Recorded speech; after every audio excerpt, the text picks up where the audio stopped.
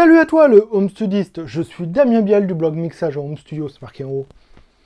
Et dans cette vidéo, on va voir un truc, c'est les 3 piliers du mixage. Donc ces 3 piliers sont très importants pour bien faire ton mixage et bien l'équilibrer. J'en parle souvent, donc c'est une piqûre de rappel. Donc cette vidéo, on est le jour 7 du calendrier de l'Avent. Donc c'est la 7e vidéo du challenge que je me suis lancé, faire une vidéo par jour jusqu'au 25 décembre. Donc c'est simple, ces 3 piliers vont te permettre à équilibrer ton mixage, à avoir un mixage de manière homogène sur 3 dimensions. Du moins 3 grandeurs, les dimensions de l'espace, etc. Donc le premier pilier, ça va être le fréquentiel. Il va falloir que tu arrives à équilibrer tout ton spectre fréquentiel de tous les instruments.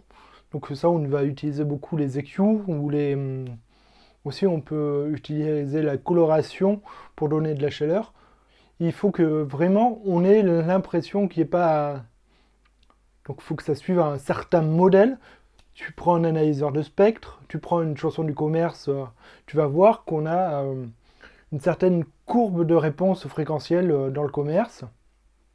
Il faut que tu arrives à peu près à la même chose. Il ne faut pas qu'il y ait les bas médiums qui soient plus présents, ou les basses complètement descendues, ou les aigus hyper puissants. Il faut que tu arrives à te mettre au même niveau qu'un truc moderne, un truc professionnel. Donc ça, je vais t'expliquer plus tard comment faire ça. Le deuxième pilier, c'est la dynamique. La dynamique, c'est tout ce qui va être les dB, le mesure de volume, le RMS, le loudness et le crest factor, etc. Donc ça, on va utiliser beaucoup les vumètres et les appareils qui permettent de mesurer le loudness. Donc le loudness, ça va être en gros une mesure entre... le loudness, c'est l'impression qu'on a que ton morceau il sonne fort. En gros, ça va être la différence. C'est pas tout à fait ça. Hein. Ça va être la différence entre le niveau RMS de ton morceau et le niveau des pics. Donc là, des fois, on a une dynamique range. Et ça va influencer sur ton loudness. Donc il faut le mesurer. Pareil, tu regardes par rapport aux titres qui sortent dans ta spécialité.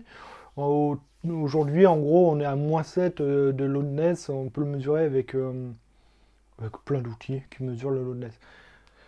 Et troisième pilier, ça va être la spatialisation. C'est comment on va placer le son dans l'espace, hein, que ce soit en face, décalé à gauche, décalé à droite, devant, derrière. Donc pour les décaler sur les côtés, on va utiliser les panoramiques, mais pour les décaler en avant et en arrière, on va utiliser ce qu'on appelle les réverbes. Donc une personne qui est face à toi, très près, tu vas plutôt entendre le son direct et un peu moins de reverb. Alors qu'une personne qui est derrière, tu vas entendre beaucoup plus la reverb qui va arriver presque en même temps que le son. Donc c'est des choses comme ça. Donc voilà les 3 piliers. Ça fait un triangle. Hein. Donc on va avoir la dynamique, le fréquentiel et la spatialisation. Il va falloir que tu équilibres. Si tu veux en savoir plus sur le mixage, évidemment, il y a ma formation qui apparaît dans le i comme info ou dans la description. Et je te dis à demain pour une nouvelle vidéo. Allez, ciao.